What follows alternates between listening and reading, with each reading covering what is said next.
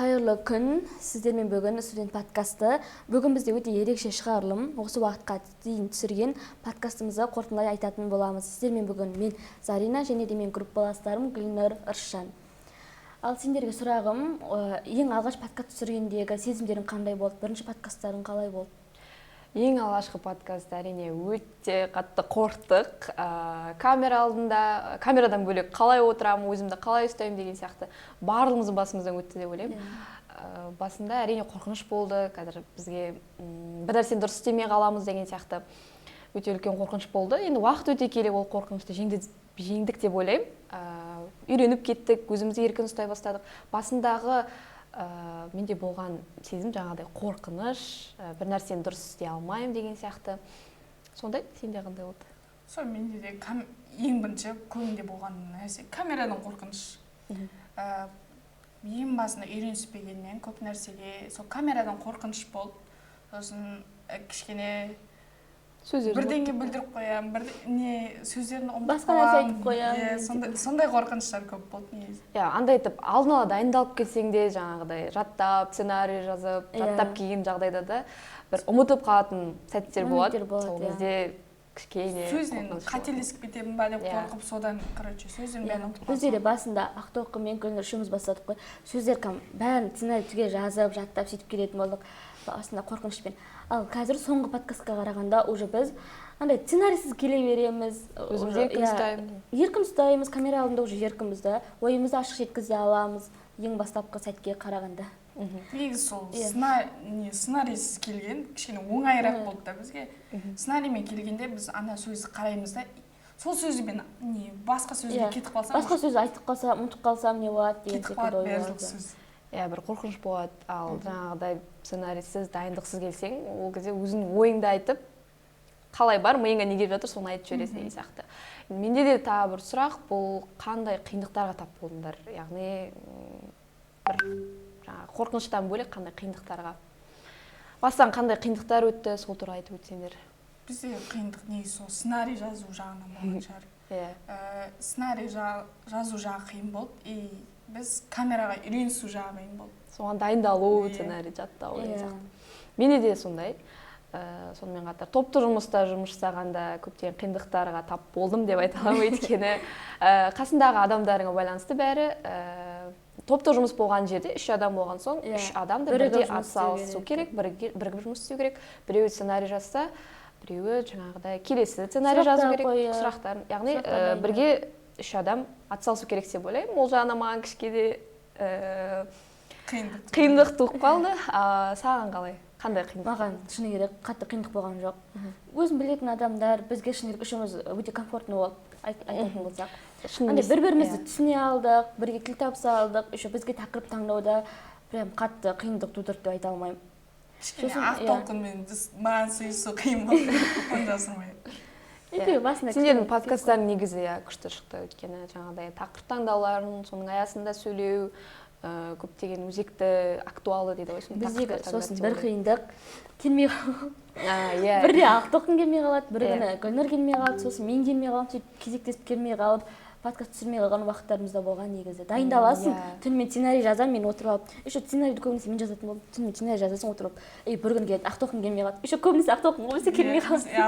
Менде де сондай жағдай болды. Сен айтып отырғандай, бір емес 2 адам келмей қалып деген сияқты. Сценарийден де көптеген қиындықтар болды. Бірақ оның бәрін еңсеріп өттік деп ойлаймын. Қазір осындай камерамен жұмыс жасауды, қалай отыру, қалай тұру, қалай сөйлеу керек, қандай әрекеттер, іс-қимылдар жасау керек, соның барлығын меңгердік деп. Шыны керек, камерадан қатты қорқатын. Енді бірге дайындалдық қой. Қатты қорқып, не айтамын деп істеп отыратын, сосын кейіннен қазір қарасам мүлде басқаша.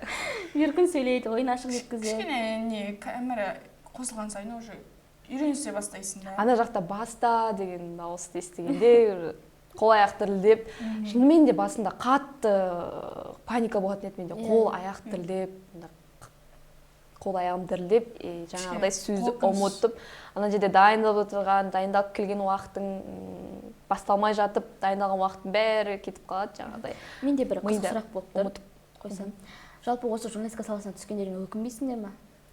Өкінбейміз, өйткені 5-ші сыныптан бері жаңағыдай қайда түсемін деген сияқты мұғалімдер қоятын еді ғой сұрақ. Сол кезде мен журналистика деп айтатын едім, маған қазақ тілі апай айтатын еді.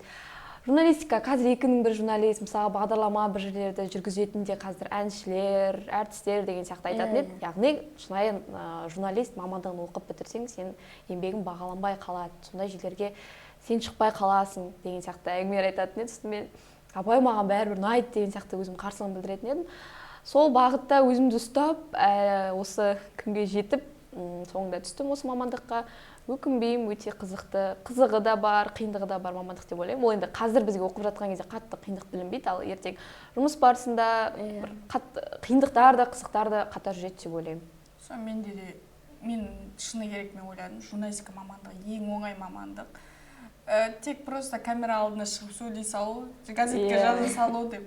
Шынында негізгі әр мамандықтың бір қиындығы болады. Өзінің қиыншылықтары. Сол қиыншылықтарын көріп, кішкене ойланып қалған сәттер де болды, бірақ мен өкінбеймін. Өйткені мен группаластарымның арқасында мен өзімді басқа жақтан көре бастадым десем бар.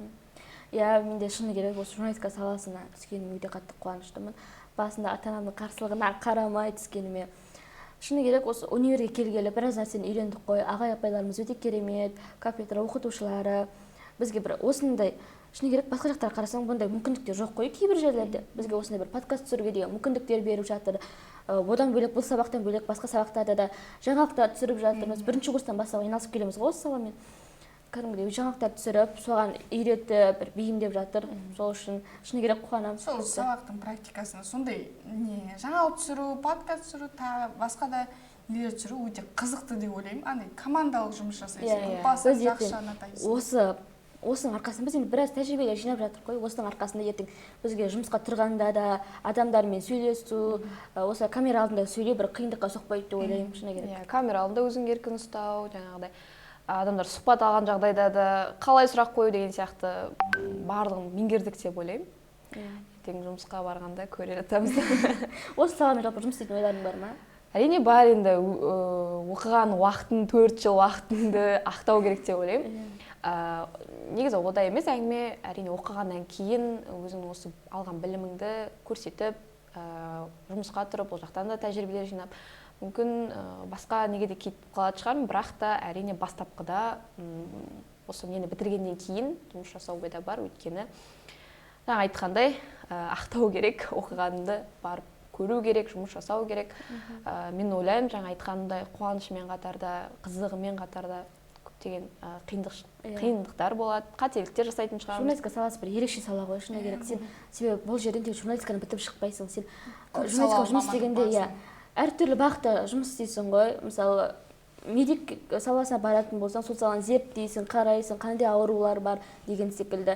Басқа салаға барсаң да сол, мысалы, журналист актер да бола алады деген секілді. Жан-жақты болу керек қой журналист. Мен шынында басында мен ойлағам деп, журналистика бір сала ғана болды, артық шалмайсың деп. Бірақ мен осыған түскелі, мен журналистиканың полицияға да қатысы бар, медикке де қатысы бар, бәріне әр жерде жүреді, баспасөз қазір кезде. Соны түсініп, кішкене менің махаббатым ашылып деп ойлаймын. Ал құрметті көрермен, осымен біздің шығарылымыз аяқталды. Осы уақытқа дейін бізге уақытын арнап барлығын үйреткен ағай-апайларымызға көп-көп рахмет айтамыз. Келесі кездескенше сау саламатта болыңыздар. Сау болыңыздар.